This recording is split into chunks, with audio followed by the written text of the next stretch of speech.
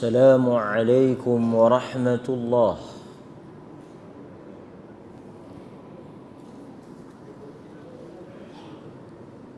الحمد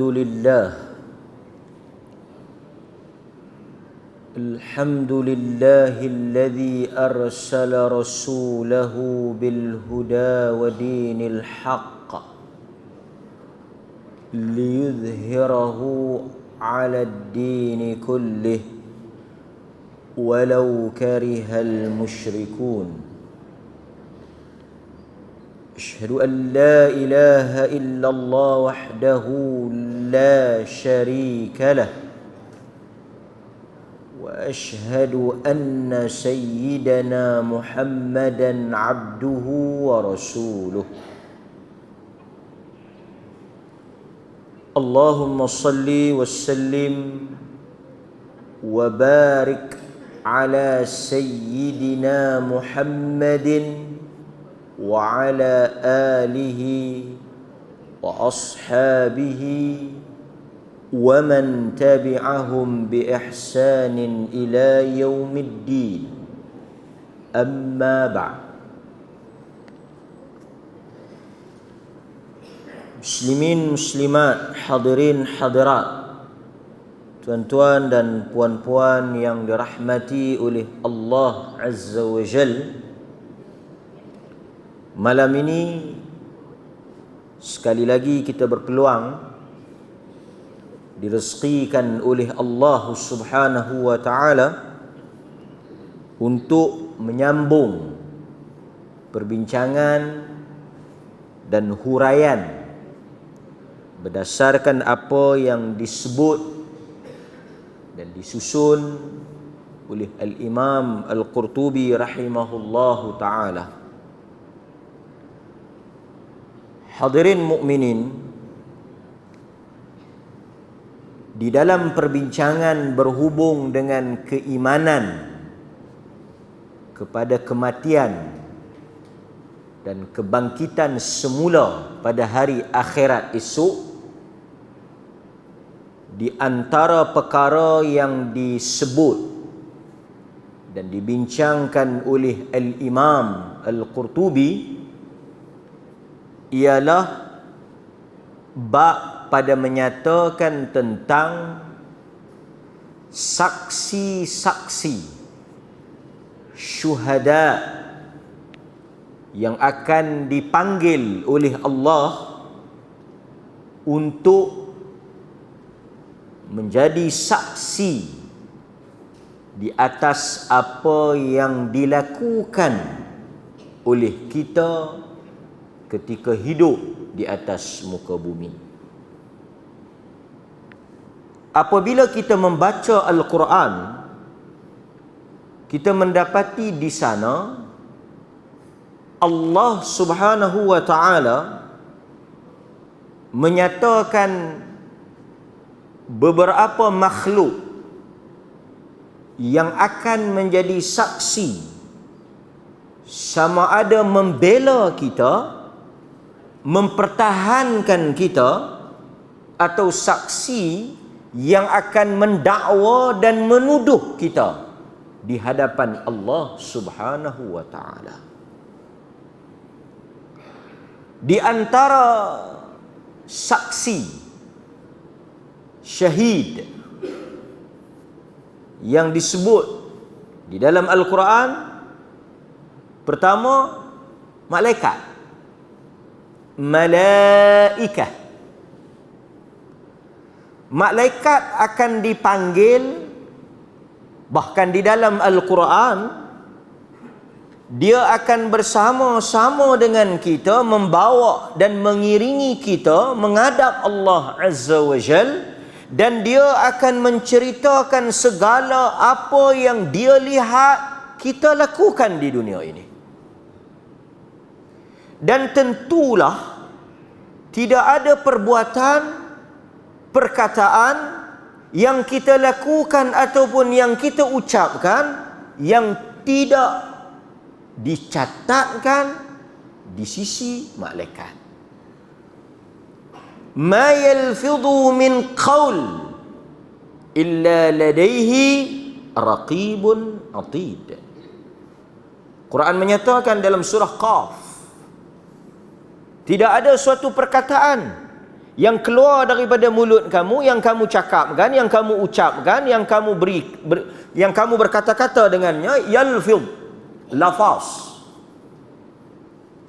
min qaul, daripada perkataan, illa ladaihi, melainkan apabila kamu mengucapkan perkataan tersebut, kamu mengungkapkan kata-kata itu, raqibun atid, ada raqib dan ada atid. Dan Allah menyatakan pada hari akhirat esok, malaikat-malaikat yang menemani kita, yang bersama dengan kita, yang ditugaskan untuk mengawal, akan dipanggil bersama-sama dengan kita. Tujuannya apa? Supaya apabila diberikan pertuduhan, diberikan dakwaan, dinyatakan perbuatan yang kita lakukan, malaikat akan menjadi saksi di mahkamah Allah Subhanahu wa taala. Sebab itu malaikat yang ditugaskan untuk mengawasi, mencatatkan segala tindak tanduk dan perbuatan kita ini tidak pernah walaupun sekali meninggalkan kita. Yang kedua yang kita akan sebut, nanti saya akan sebut dalil-dalil yang dibawa. Sebab itu orang beriman, bila dia nak bercakap, dia nak menulis. Dahulu orang banyak bercakap, sekarang orang banyak menulis. Dulu kita kena bercakap kan, komunikasi melalui lisan, lidah, tutur kata.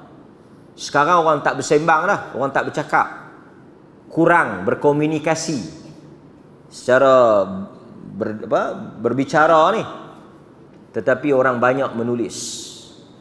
Sama di sisi Tuhan, perkataan, tulisan, perbuatan tidak terlepas daripada catatan.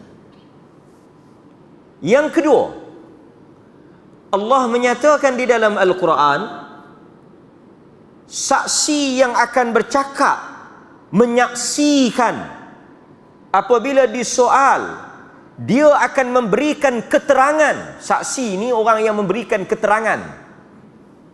Sebab itu bila kita panggil saksi dalam mahkamah, dia akan memberikan keterangan. Itu pentingnya saksi. Kena ada saksi. Sebab keterangan dia itu penting dalam membuktikan tuduhan kepada pihak yang dituduh. Sebab itu apa-apa dakwaan yang tidak dinyatakan atau tidak dibawa saksi ini, di dalam undang-undang Islam, tuduhan itu tidak terpakai. Sebagai contoh, tuduhan zina. Kita nak menuduh seseorang itu berzina. Untuk mensabitkan dia berzina, hendaklah kita mendatangkan 4 orang saksi. Di dalam Al-Quran Allah menyatakan tentang hutang, ayat yang paling panjang di dalam Al-Quran, ayat hutang. Kita ingat ayat akidah ataupun ayat hukum. Hutang pun hukum lah, tapi berkaitan dengan hutang. Allah menyebut tentang saksi. Tapi yang saksi yang kita nak bincangkan ni bukan saksi yang urusan kehidupan dunia ni. Saksi yang akan memberi keterangan, memberi kenyataan di hadapan Tuhan terhadap diri kita di atas tindak tanduk yang kita lakukan. Yang keduanya apa? Al-ard, bumi. Bumi akan bercakap. Dalam Al-Quran, yauma idzin tuhaddithu, sambung, akhbaraha. Nabi tanya sahabat, pada hari itu bumi akan bercakap tentang akhbar, tentang berita-berita dirinya. Dia akan bercakap tentang berita-berita, akhbar. Nabi tanya apa yang dia nak cakap? Tajuk apa? Nabi tanya sahabat, Quran menyatakan bahawa pada hari akhirat esok, pada hari kiamat, tuhaddithu, haddatha yuhaddithu, dia menceritakan, dia mengkhabarkan, dia memberitahu. Apa yang dia cakap? Apa yang dia bagi tahu? Kata Nabi, dia akan bercakap tentang fulan, fulan, kada wa kada, kada wa kada, si fulan di atas bumi esok ni, di atas diri dia, apa yang dia lakukan, di mana, pada waktu bila, dengan siapa. Kerana perbuatan kita ini berlaku di atas muka bumi Allah. Segala tindak tanduk perbuatan yang kita lakukan seharian, kita lakukan di atas muka bumi Allah. Sebab itu apabila orang bertanya, di mana tempat yang selamat untuk kita melakukan kemaksiatan, lalu dijawab oleh para ulama di kalangan salaf, di kalangan sahabat, carilah satu tempat yang bukan bumi Allah, yang tidak ada padanya saksi. Maknanya malaikat pun tak ada, bumi pun tak ada. Yauma idzin tuhaddithu akhbaraha. Yang ketiga, disebut oleh Al-Imam Al-Qurtubi, anggota badan kita. Al-yawma nakhtimu ala afwahihim wa tukallimuna aydihim. Pada hari kami memetri, menutup, mengunci afwahihim, mulut-mulut mereka. Wa tukallimuna aydihim, bercakap tangan-tangan mereka, kulit-kulit mereka, kaki-kaki mereka. Jadi maksudnya yang memberi keterangan tangan kita sendiri, kulit kita dan kaki kita. Mereka akan memberi statement menentang kita. Dan yang terakhir, banyaklah disebut, tapi saya nak ambil dalam kuliah ni, saya akan sentuh 2-3 ni. Yang terakhir, malaikat, bumi, anggota badan, diri sendiri. Yang ni kita panggil apa? Satu orang boleh disabitkan tuduhan melalui bukti, saksi dan sebagainya, kan? Satu lagi apa dia? Pengakuan tertuduh. Adakah awak mengaku bersalah? Adakah awak faham pertuduhan ni? Mula dia tanya dulu, faham tak faham? Kita pun tak pernah masuk lah lagi, kan? Adakah awak faham pertuduhan ni? Tapi kita duk baca lah. Adakah awak faham pertuduhan ni? Faham. Adakah awak mengaku bersalah? Kan? Direkodkan keterangan. Kalau dia mengaku, selesai. Dia panggil al-iqrar, pengakuan. Pengakuan. Senang. Awak mengaku tak? Mengaku. Tak payah bicara. Tapi kalau tak, saya mengaku tidak bersalah dan mohon dibicarakan. Panjang cerita. Kita kena panggil lah saksi-saksi, bukti-bukti apa semua. Jalanlah sampai. Asalnya manusia itu tidak al-asl. Dalam kaedah hukum, orang putih pun guna benda yang sama. Seseorang itu tidak dianggap bersalah sehinggalah dia dibuktikan bersalah. Di dalam Islam, kaedah yang sama. Al-asl bara'atul dhimmah. Seseorang itu bersih. Kita tak boleh tuduh dia sebarangan. Asalnya dia tidak bersalah. Asalnya dia tidak dikenakan apa-apa kesalahan, hukuman, jenayah. Kita tak boleh tuduh. Melainkan kena ada Bukti. Pasal itu yang tuduh tu kena bawa bukti, bukan yang dituduh tu. Contoh, satu orang tuan-tuan tangkap mencuri, bawa pergi balai. Siapa yang kena buktikan kata kawan tu curi? Orang yang tangkap tu lah, orang yang tuduh dia. Al-bayyinah. Bukti itu mesti dibawa, bebanan bukti itu atas penuduh. Yang dituduh ni dia tak, demam lah kita tuan-tuan. Satu orang kan tuduh kita curi. Polis tanya, ada bukti? Buktikan hang mencuri. Macam mana dia nak buktikan dia mencuri? Hang yang tuduh tu, hang kena datangkan bukti. Kan? Sebab itu kita tengok dalam kisah Zulaikha. Tuan-tuan sebut Zulaikha, kita sebut Zulaikha lah. Zulaikha dengan Yusuf. Lawan tuduh. Dia tuduh kata Yusuf nak rogol dia. Kemudian bukti. Mana bukti? Kan? Bahaya sekarang, kena ada bukti. Bukan boleh tuduh sembarangan. Kan? Apatah lagi kalau melibatkan zina. Kalau kita tuduh tak ada bukti, kita boleh kena qazaf. Kita kata satu orang berzina, kita tak boleh datangkan bukti, tuduhan yang kosong, kita boleh kena 80 sebatan kerana menuduh melibatkan muru'ah, maruh dia, pride dia. Lepas itu kita jangan mudah untuk menuduh seseorang terlibat dengan zina dan sebagainya. Boleh. Baik. Dan yang terakhir tuan-tuan yang saya sebut tadi, yang menjadi saksi kepada segala dosa yang kita lakukan, kejahatan, kemungkaran, adalah ourselves, diri kita sendiri. Nanti kita akan tengok dalam Quran. Allah Subhanahu wa taala kata, Iqra, baca. Kan? Baca, cukuplah diri hang sebagai saksi. Maksudnya kita esok ni akan tengok buku kita tu, kan? Kita akan mengakui kesalahan kita.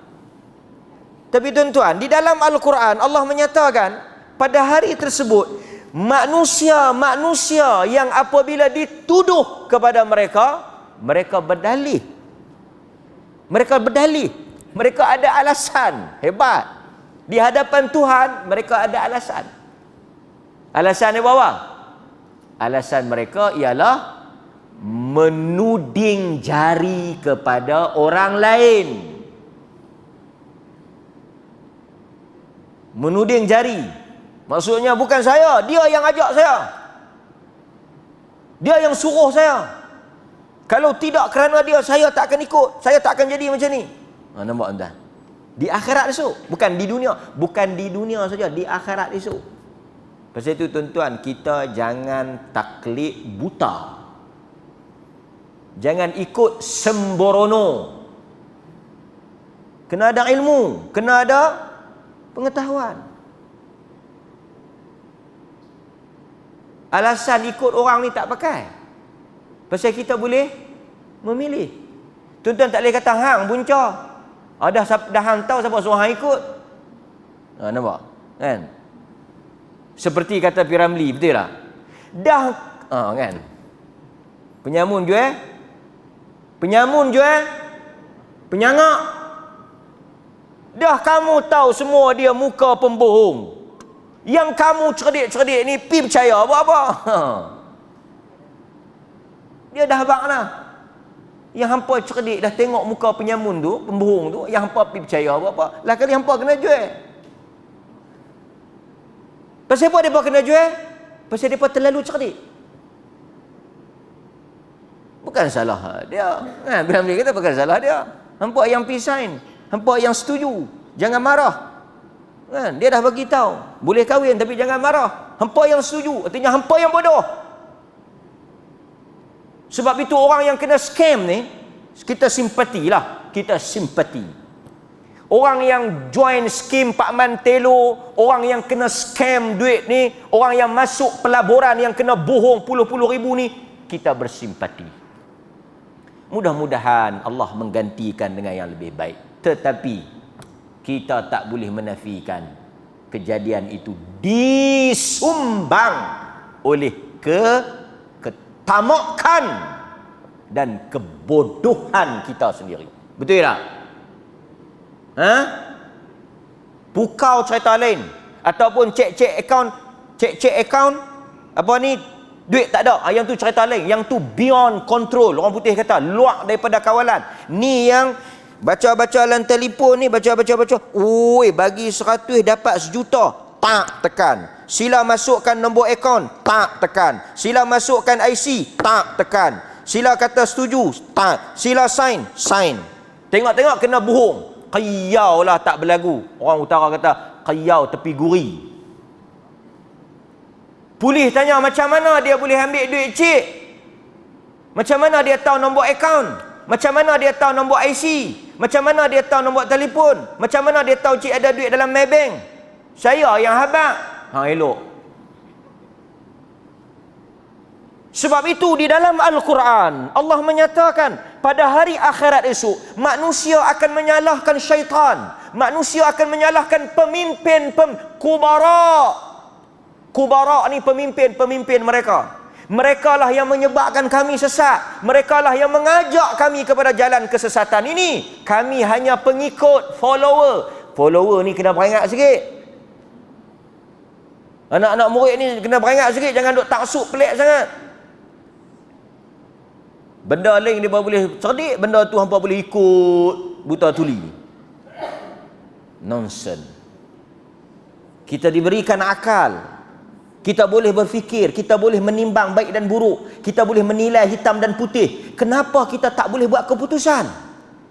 Melainkan ketamakan, melainkan nafsu syahwat, melainkan kita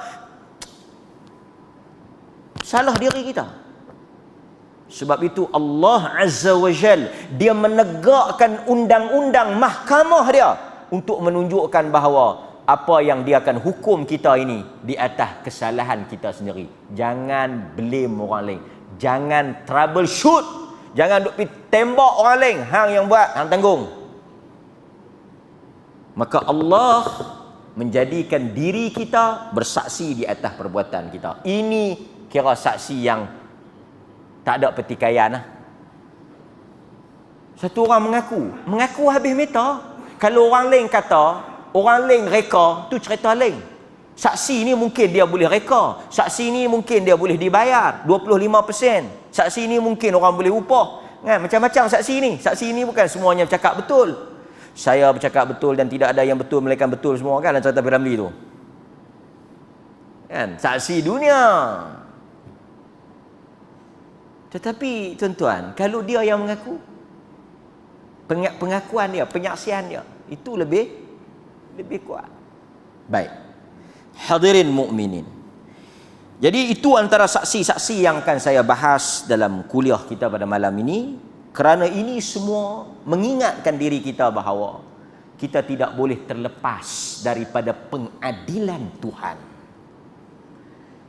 Apabila kita membaca, belajar, mendengar tentang saksi-saksi yang Allah akan bangkitkan daripada malaikat, daripada muka bumi, daripada setiap pelusuk tempat ini, hatta diri kita sendiri, semua anggota badan kita, menunjukkan kita tak mungkin selamat. Tak mungkin selamat.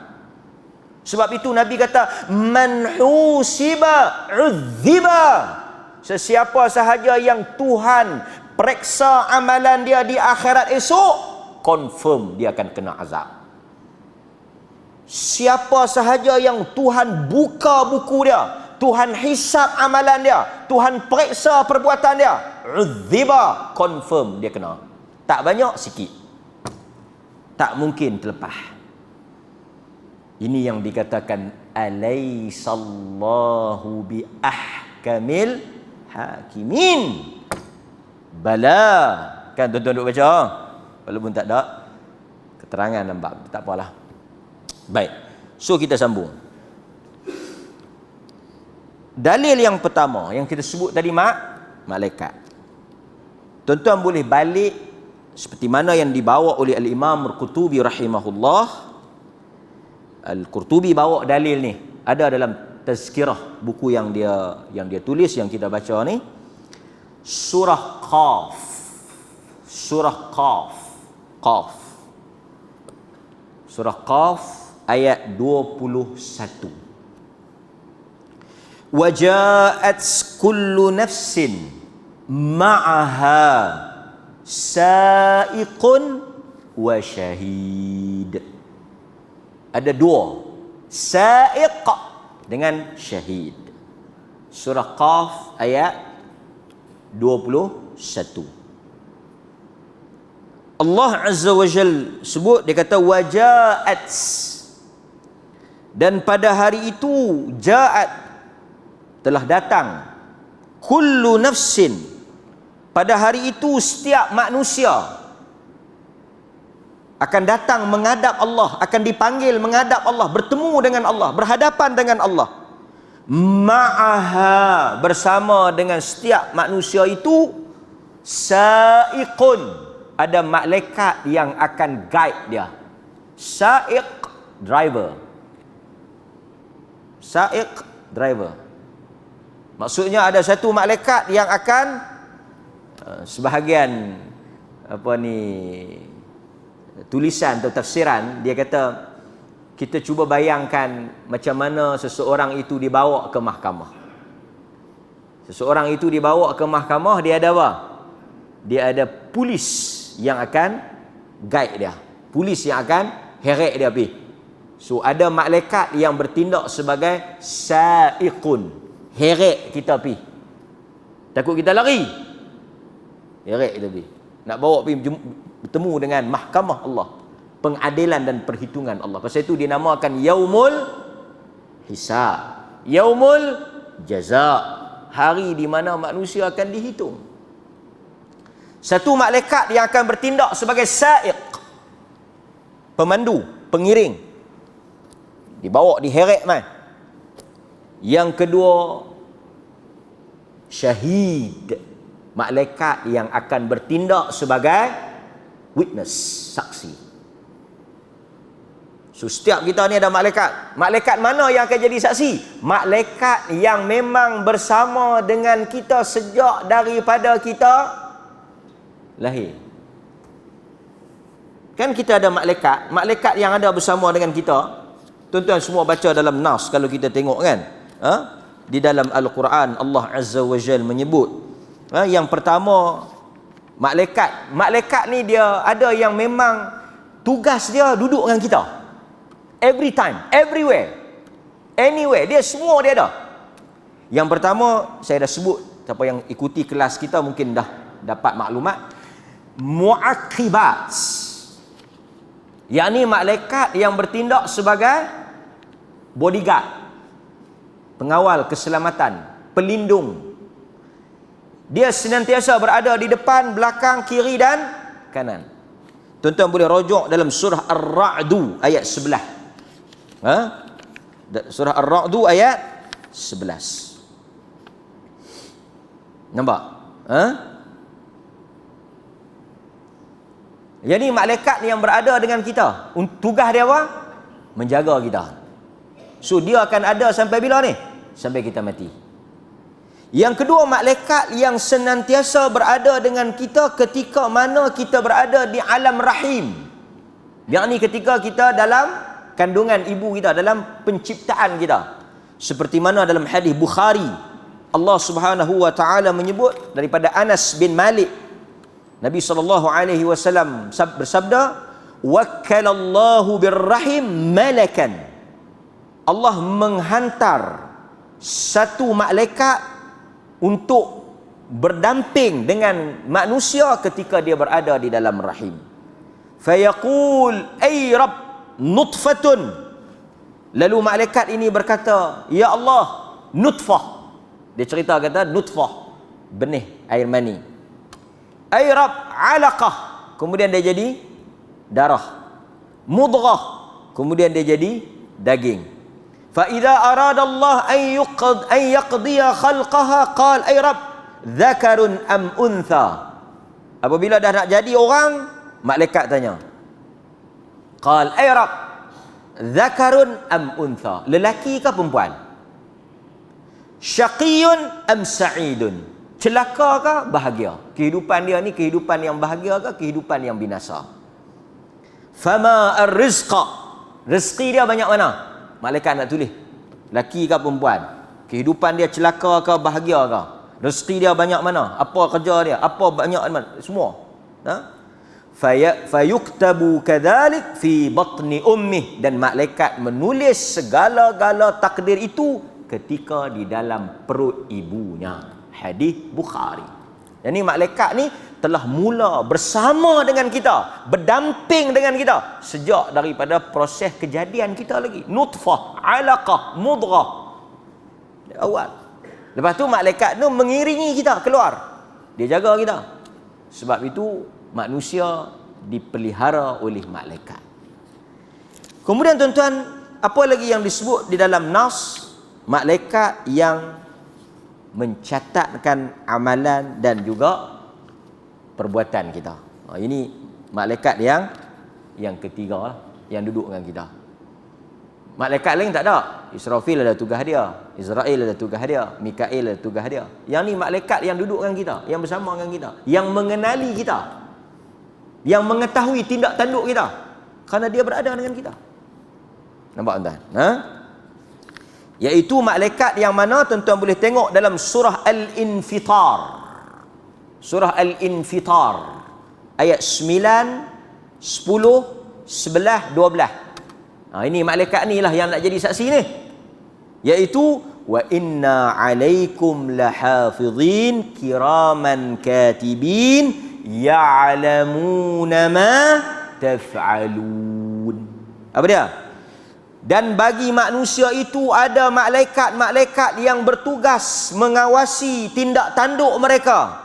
Kiraman katibin, yang mulia dan menulis. Kerja mereka tulis.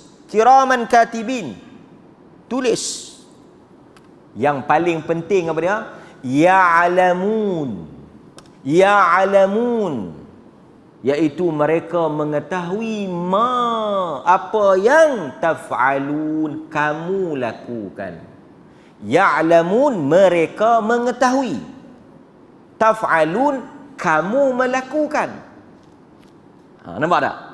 Jadi malaikat ni dia tahu setiap apa yang kita buat. Dia akan jadi saksi, syahid tadi, saksi kita. Nampak? Kalau baik, baiklah. Boleh kau tim. Kalau boleh kau tim, kita kau tim. Apa-apa. Kau tim tak kau tim. Negotiate. Ni. Abang hak elok-elok. Hak yang tak elok tu tak payah duk cerita kan. Kita pun kawan lama. Kenal lama. Tak boleh hendak. Malaikat ni apa dia sifat dia? La ya'sunallaha, dia tidak pernah membantah Allah Ta'ala, wa yaf'aluna ma yu'marun, dan dia akan buat apa yang Tuhan suruh. Nampak? Baik. Hadirin mukminin, adalah beberapa riwayat berkaitan dengan malaikat jaga kita, yang mencatatkan kita ni. Tuan-tuan juga boleh tengok dalam surah Qaf ayat 16, 17, 18. Dalam hadis yang diriwayatkan oleh At-Tabrani daripada Abu Umamah Al-Bahili. At-Tabrani meriwayatkan hadis ini sahih. Dia kata, malaikat yang di sebelah kiri apabila kita buat dosa, dia mengangkat pen selama 6 saat, 6 jam. 6 jam, wallahu alam, 6 jam apa kita tak tahu lah. Tapi bila kita buat satu dosa, malaikat yang kiri ni, sahib shimal, malaikat yang duduk belah kiri ni, dia angkat, dia tak turun. Tuan-tuan, dosa dia tulis, tak, dia angkat lu 6 jam. 6 jam. Jika dia menyesal wastaghfara, dia menyesal dan dia bertaubat, dia tak tulis. Dia tak tulis. Clean. Tapi tuan-tuan jangan faham literal ni. Buat jahat pukul 1, pukul 2, pukul 3, pukul 4, pukul 5, pukul apa maaf? Pukul 7. Tulislah. Wallahu alam. Ini soal Malaikat kita tak tahu. Dia ghaib. Kita tak tahu jam apa. Masa, 6 masa. Macam Allah kata dia mencipta bumi dan langit dalam masa apa? 6 ayam. 6 hari kan? 6 hari, 7 ayam, 7 hari. 6 hari. 6 hari bukan Isnin, Selasa, Rabu, Khamis. Macam kita faham. 6 hari di sisi Allah. Kan? Baik. Tapi kalau yang baik terus dia tulis. Rahmat Allah Ta'ala. Tapi kalau dia tetap kekal. Sebab itu tuan-tuan, bila kita buat satu dosa, kita buat satu, hapus. Tak tulis, clean, record. Tak ada. Baik, hadirin mukminin. Kata Al-Imam Ibn Kathir, ada 2 malaikat di sebelah kanan dan kiri. Mereka bertugas mencatat amal. Yang berada di kanan menulis kebaikan, yang berada di kiri menulis keburukan. Dan Allah menyertakan kepada manusia itu ada 2 malaikat yang berbeza untuk menjaga diri mereka. Satu di hadapan, satu di belakang. Kata Ibnu Kathir, setiap daripada manusia ada 4 malaikat yang bertugas untuk diri dia. Kiri kanan tu tugas dia tulis dosa pahala. Depan belakang ni sebagai pelindung dan pengawal. So kita ada 4 yang bersama dengan kita. Boleh? Hadirin mukminin. Baik. Kemudian tuan-tuan, selain daripada malaikat, saya sebut tadi apa dia? Kita nak ringkaskan masa bumi. Bumi. Ni yang tuan-tuan duduk ni. Berapa banyak tuan-tuan duduk kan? Tang mana tuan-tuan salat? Tang mana tuan-tuan baca Al-Quran? Sebab itu kata Al-Imam Ibn Kathir, ketika dia menghuraikan ayat yang kita baca tadi, yauma idzin tuhaddithu akhbaraha bi anna rabbaka awhalaha, kan manusia esok dia akan melihat bumi bercakap, bumi berkata-kata. Lalu Nabi SAW tanya para sahabat, tahukah kamu apa yang diberitahu oleh bumi? Kata Nabi, inna akhbaraha an tashhada ala kulli abdin aw amatin. Dia akan menjadi saksi, dia akan bercakap, memberikan keterangan dan penyaksian di atas setiap hamba lelaki ataupun wanita, bima amal, dengan apa yang mereka lakukan, ala zahriha, di atas belakang dia. Zahri ni belakang, zihar kan, tuan-tuan sebut zihar. Zihar ni ni pun satu juga. Zihar ni, zihar bukanlah bermaksud, sebab ada orang kita ni dahsyat lah.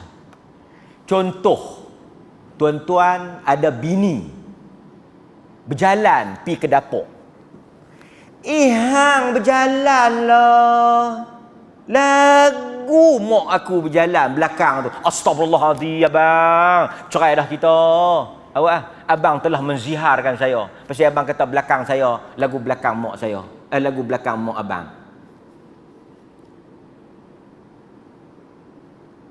Tuan-tuan, saya nak ulas sikit lah.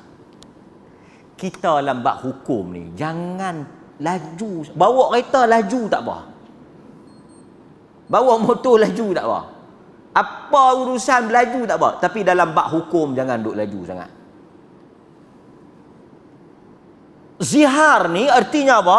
Zihar ni Arab dulu dia kata belakang hang, zihar zahr ni belakang. Belakang hang seperti belakang mak aku. Artinya apa? Mak kita haram untuk bersama dengan dia. Artinya apa? Kita mengharamkan isteri kita untuk disetubuhi, atau dia tu haram ke atas kita macam mana haramnya mak itu maksud zihar. Kalau dia kata tangan hang ni bertubuh, isi apa orang kata gemuk macam tangan, astagfirullahalazim abang, zihar habis dah. Dia tak kira zihar. Kawan tu kata tak bermaksud, dia kata faham tak? Hang sama macam mak aku, artinya sama dari sudut apa? Mak kita kan haram untuk kita, haram, dia mahram kita. Artinya isteri kita telah, hang haram bagi aku. Artinya kita ceraikan dia lah. Faham tak? Jadi seseorang yang kata macam tu barulah jatuh zihar. Ini dak. Ustaz, suami ziharkan saya. Awak, saya pakai baju kurung, dia beli, lepas tu dia tengok belakang, dia kata, hang pakai baju kurung ni macam mak aku. Dia maksudkan tu posture tu macam dia duk kira nak bagi cerai, dia duk kira nak bagi talak, dia duk kira nak bagi. Itu yang viral satu video tentang sebab itu saya nasihatkan tuan-tuan, nak pergi Mekah, pergilah kursus. Tu baguslah. Kursus umrah. Lagi satu saya nak kata tuan-tuan, nak pergi Mekah ni, pergilah cari orang yang boleh percaya. Boleh percayalah. Boleh percaya dari sudut ilmu dia. Sebahagiannya mutawif duk kira nak buh dam ya. Sampai saya dapat maklumat, kawan tu tak buat salah apa pun, dia suruh bayar dam.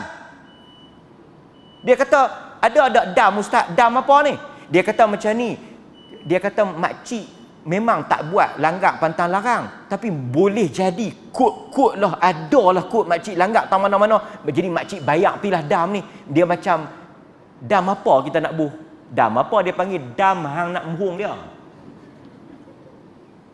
Sikit-sikit dam, sikit-sikit dam. Oh, kena dam, sikit-sikit dam. Sampai kawan tu tak buat salah apa, dia kutip juga dam. 300 boleh kat dia. Dam apa ni? Dam ni kita nak bayar siap-siap. Pasal apa nak bayar siap-siap? Kut lah. Manalah tahu makcik ada langgar, makcik tak perasan, makcik tak sedar. Jadi baik makcik bayar. Baik makcik bayar pun tak apa. Orang tua ni dengan percaya dekat mutawih tu, dengan tak tahu apa, dengan kena duk gempak kelin pula ku atas, bayarlah. Adam apa? Kalau tak langgar, benda tak jelas, benda tak tahu, Allah Ta'ala maafkan. Mana boleh satu benda yang syak mengatasi benda yang yakin. Yakinnya kita tak langgar. Tiba-tiba dia yang buat syak kata kita langgar. Dia suruh kita bayar dam. Dam syak. Dam syak. Apa aku yakin aku tak langgar? Yang seronoknya jemaah saja yang langgar. Mutawih tak pernah langgar. Azan dulu, azan lah. Azan. Masuk tu. Ada patah abang masuk dulu tu. Sekali saya nak sebut sikit pasal hak yang kata balik menikah tak sah tu. Ini pun karut satu bab. Azan lu. Hadirin mukminin. Nabi SAW bila dia ajar fiqh, sifat fiqh Nabi ni, basyiru wala tu'assiru, basyiru wala tunaffiru, yassiru wala tu'assiru. Itu sifat fiqh Nabi. Ibadat Nabi ni apa dia? Nabi kata kat sahabat, basyiru wa la tunaffiru, berikan khabar gembira. Maknanya bila kamu mengajar manusia, kamu cerita tentang hukum kepada manusia, kamu menunjukkan amal ibadah kepada manusia, basyiru, berikan khabar gembira. Biar mereka dengar, mereka rasa seronok, mereka rasa tenang, mereka rasa senang, mereka rasa mudah, mereka rasa benda itu menyelamatkan mereka. Dan Nabi bagi ingat, jangan kamu ajar, jangan kamu buat sesuatu wala tunaffiru, yang menyebabkan orang lari daripada agama dan orang rasa agama payah. Jangan rasa agama ni, tuan-tuan, tadi kita baca dalam hadis, malaikat angkat tangan tak tulis dosa. Kerana Tuhan ni, dia bukan nak menerakakan hamba dia. Apa dia ni? Manusia ni, dia nak bagi orang masuk syurga. Orang buat baik dia balas 10. Orang buat jahat, tulis satu ya. Tapi kita bila ajar agama, kita mempersembahkan agama, yang kita nampak batal. Saya ustaz semayang tadi, kepiah tertutup sikit daya. Batal. Tapi saya tolak balik, batal. Mayang lain mana. Duk dia kira nak bubuh batal kawan tu. Sedangkan di sana ada qaul Nabi dalam riwayat Bukhari, Nabi mengalas dahinya dengan serban. Dan ada pandangan di kalangan fuqaha yang mengatakan berlapik tak membatalkan salat, walaupun kita tahu qaul di sisi Syafi'i kata batal. Kenapa kita nak pergi kata batal? Sebutlah benda-benda yang tak batal. Kan?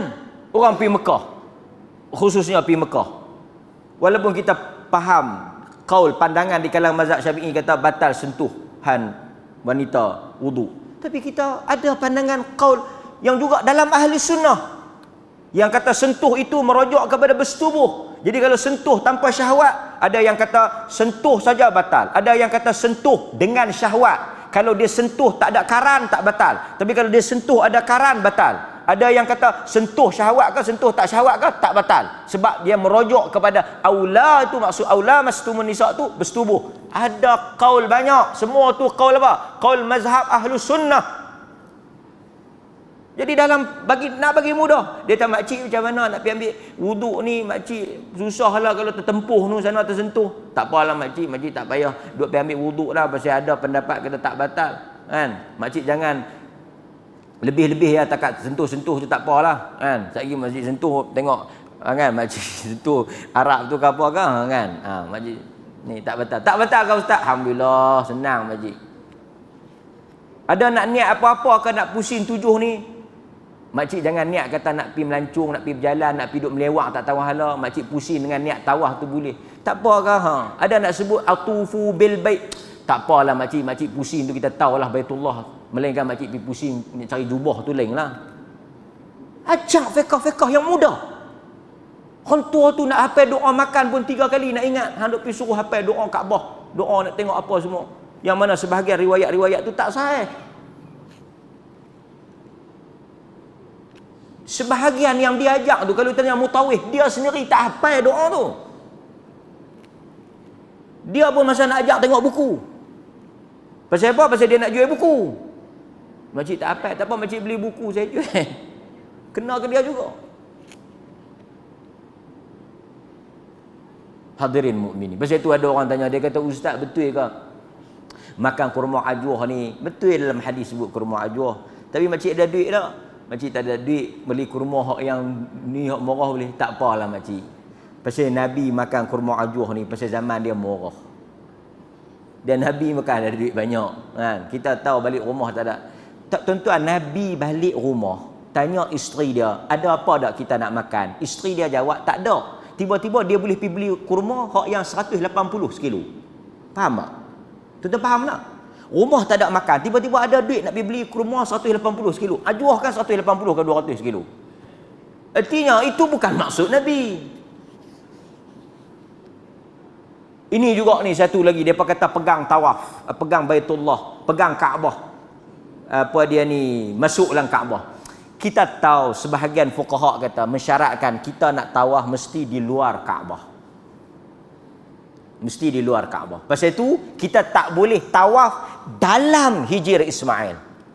Kerana Hijr Ismail yang bengkok tu asalnya, tuan-tuan, asalnya Kaabah ni dia masuk sekali dengan Hijr Ismail tu. Tapi bila Kaabah ni reban, banjir, orang Arab buat, depa duit depa tak berapa nak banyak, bukan tak banyak, duit halal tak banyak. Bagusnya jahiliah ni, masa depa kutip duit nak buat Kaabah, depa bagi syarat. Hampa hanya boleh derma duit halal ya. Duit hampa buat duit haram tu hampa jangan duk ni. Pasal kita nak buat Kaabah ni, bukan nak buat kelab malam. Jadi depa himpun tak cukup. Tak bolehlah buat besar lagu mana Nabi Ibrahim buat tu. Jadi kecil.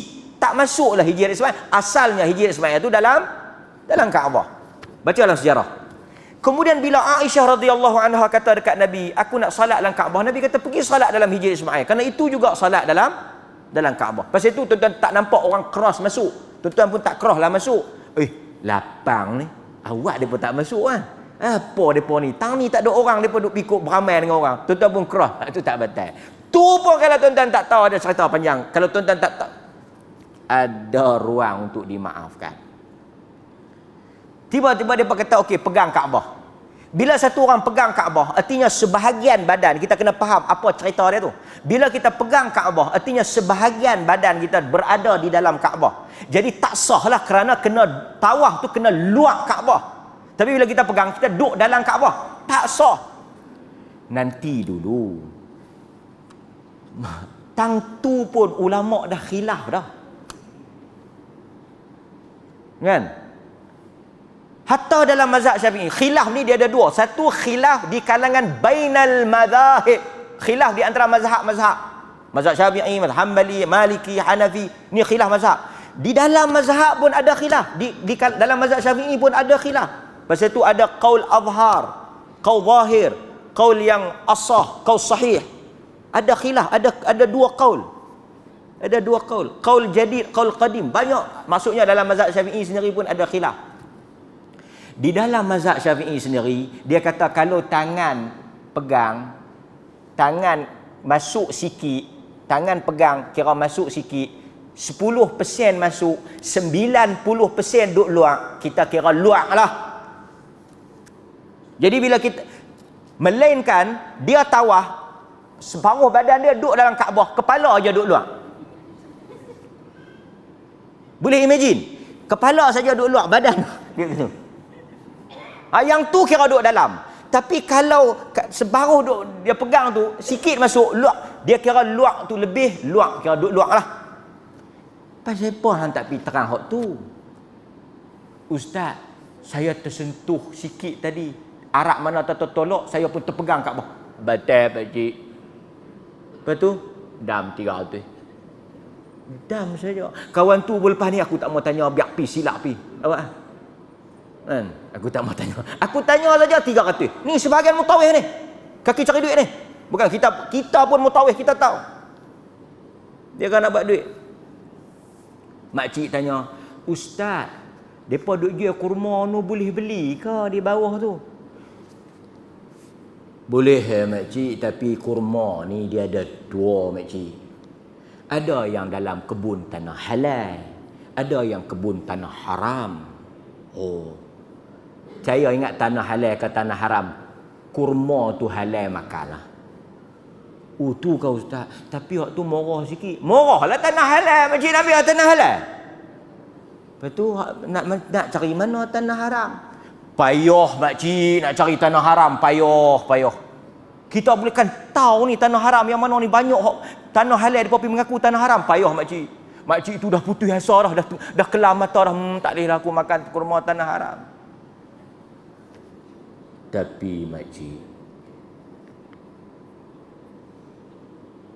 jangan duk habang. Orang lain saya bawa tak banyak. Adalah hak tanah haram ni, tapi hak saya sendiri. Hak ni saya cari sendiri. Hak ni memang saya petik sendiri. Berapa Ustaz? Tapi dia mahal sikit lah pasal tanah haram. Tapi yang ni memang confirm. Confirm lah hak hang. Hak yang bukan dia mesti semua tak confirm. Tak pasal tu saya nak kata tuan-tuan, walaupun saya juga boleh ambil kesempatan, tapi saya sebut benda ni pasal apa? Pasal yang ni agama. Kalau saya cerita benda macam ni, saya tak boleh buat. Saya bongkar sendiri. Pergi cerita, pekung di dada. Cerita benda yang kita boleh ambil kesempatan. Tak kita habang. Belilah pergi taman mana pun. Kurma saja. Bismillah makan. Belilah macam itu 200. Pasal apa? Tanah haram. Tengok. Dia pun pergi ambil kat bawah tu. Ada lagi nak ambil? Habis. Dia pun turun pergi ambil kat Bangladesh tu. Ada lebih. Mereka sikit. Daripada Bangladesh tu tanah halal, dia pegang terus jadi tanah haram. Mutawih yang tak buat kerja ni, jangan duk meloncat tak ketahuan hala. Kita habaq hak yang buat kerja ni. Sebab marah ni. Lepas tu dia kata bila kita tak sah tawaf, dia kesan dia teruk. Bila kita tak sah tawaf, kita balik main Malaysia, kita dalam ihram. Pantang larang ihram apa? Tak boleh bersama dengan isteri, tak boleh menikahkan orang. Hatta menikahkan orang tu pun khilaf lagi. Dia pergi menikahkan anak dia tak sah. Tu dia tuan-tuan, bayangkan tak sah. Artinya bila tak sah, apa jadi pada anak dia? Tuan-tuan tahu tak? Menikah ni asalnya sah. Kita asal pada pernikahan tu sah. Nak pergi kata tak sah bukan senang-senang ha? Banyak yang main telefon tanya dia, tahu Ustaz saya berkelahi dengan laki saya.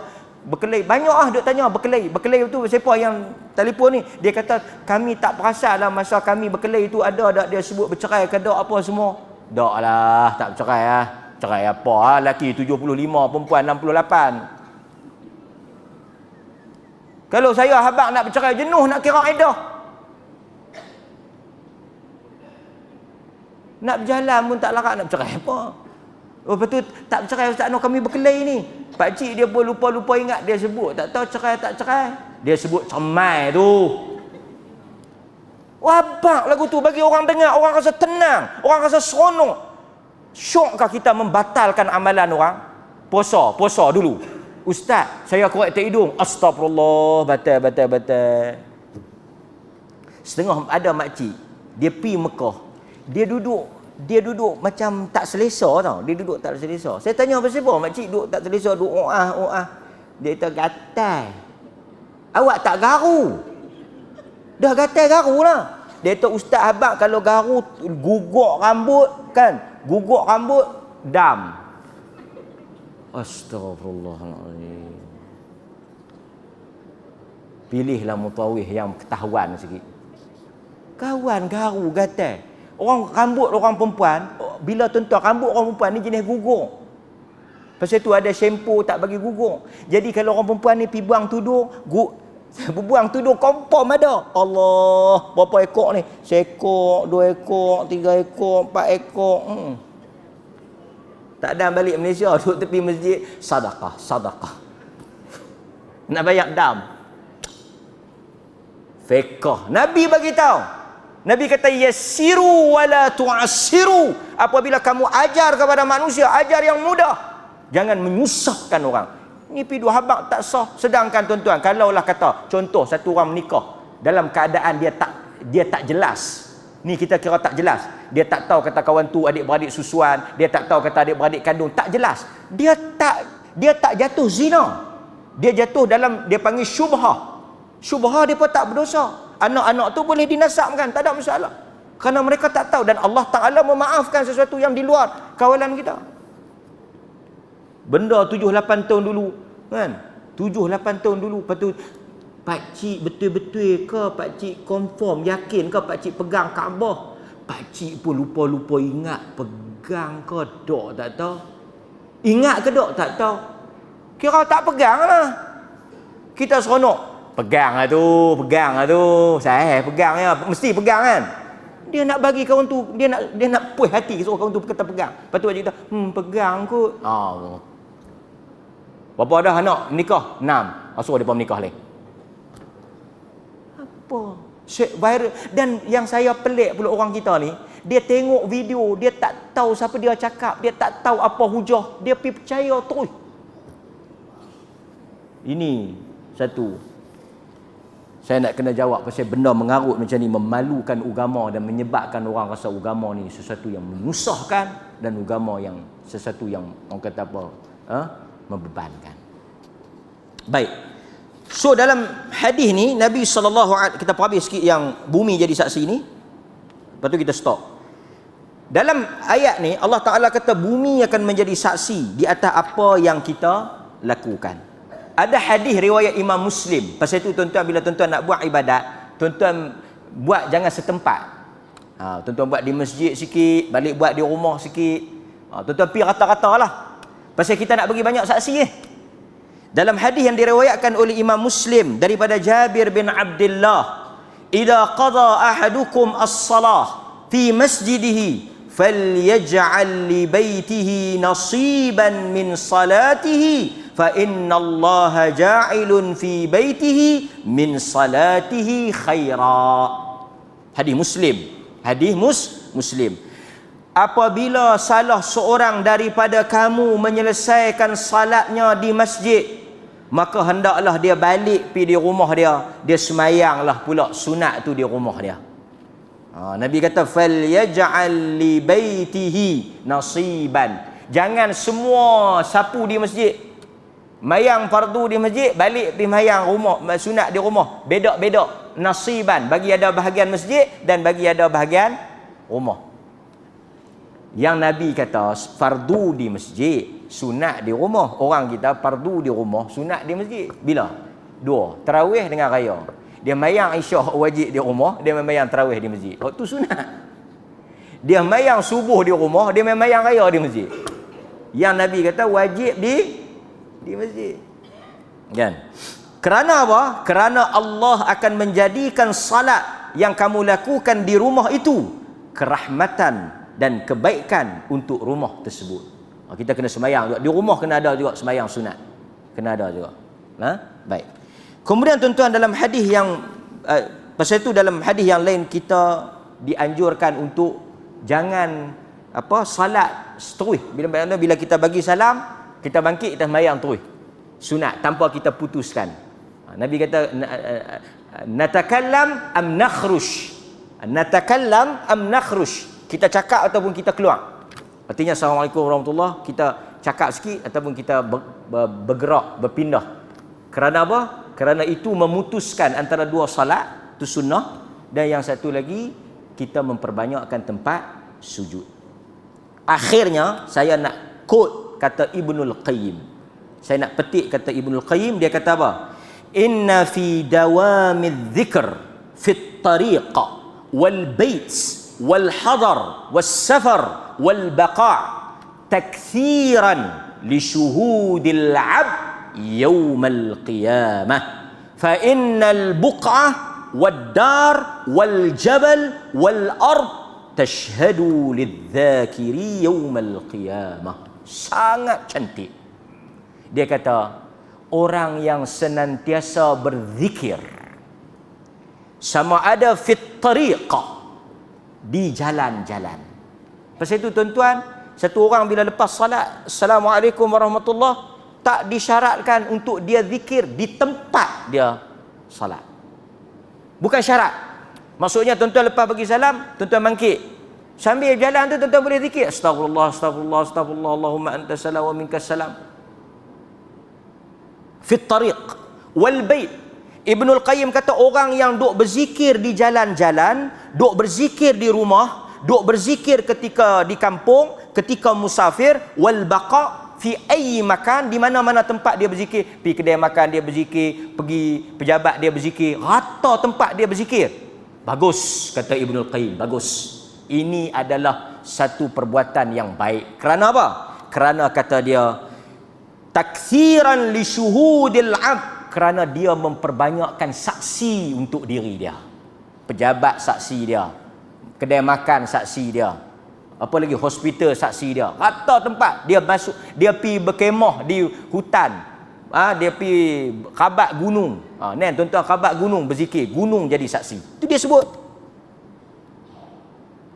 dia jadi saksi. Kalau dia jadi saksi hak baik, dia juga boleh jadi saksi hak jahat. Depa naik khabat bukit, depa duk pergi merenda atas tu. Mampu. Dia naik atas bukit, subhanallah, masya-Allah, tabarakallah. Bukit tu catat tu.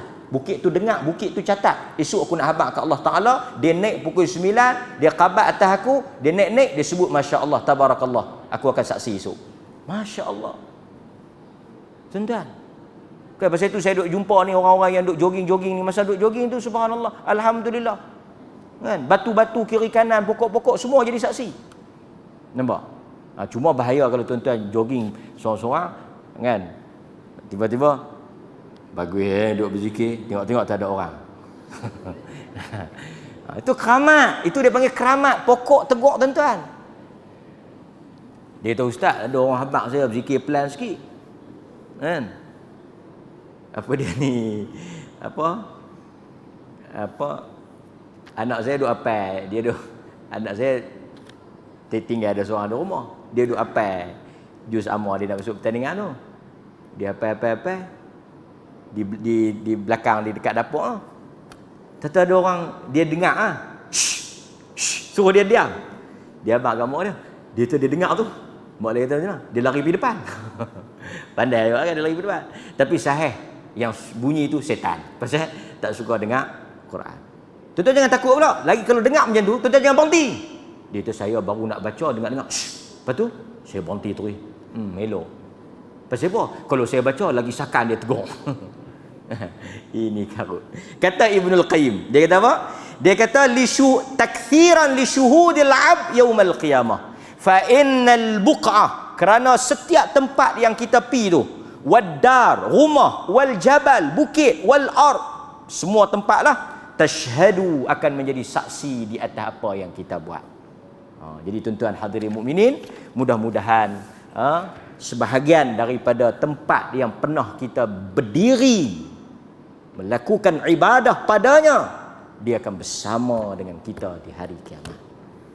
Sebahagiannya tuan-tuan mungkin dah lupa tang mana tuan-tuan pergi, kan, tang mana tuan-tuan sembahyang, betul tak? Masjid mana yang tuan-tuan pernah singgah, tapi semuanya termaktub, kemas di sisi catatan Allah.